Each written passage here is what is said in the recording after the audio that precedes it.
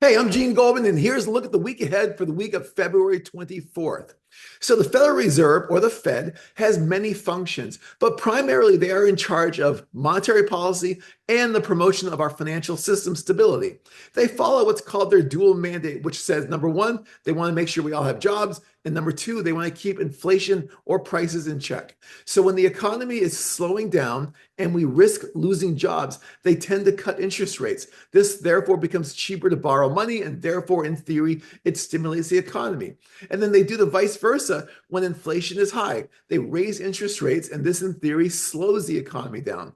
The markets prefer rates being cut because lower borrowing costs are good for consumers and businesses. So, with this as a backdrop, something interesting happened a few weeks ago on February 13th. As you see here, the producer price index, which is a measure of inflation for businesses, rose, and it came in higher than expected.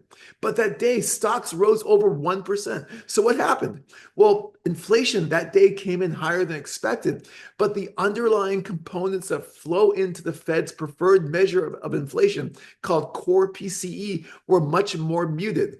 These costs include portfolio management prices and healthcare costs.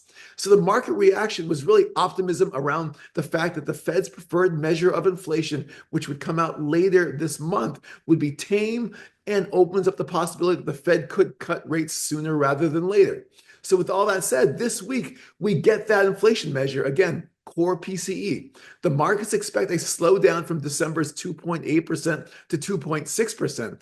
And if that number does come to fruition, that would mark a 7-month low. This should definitely please the equity markets. So the big takeaway, markets are fearful of inflation rising because therefore the Fed would be less likely to cut interest rates. This week, we get the Fed's preferred measure of inflation called Core PCE. If it meets or it comes in lower than expectations, expect market optimism to return. Thanks for listening. For more information, please follow us on X at Cetera IM. See you next week. Thank you.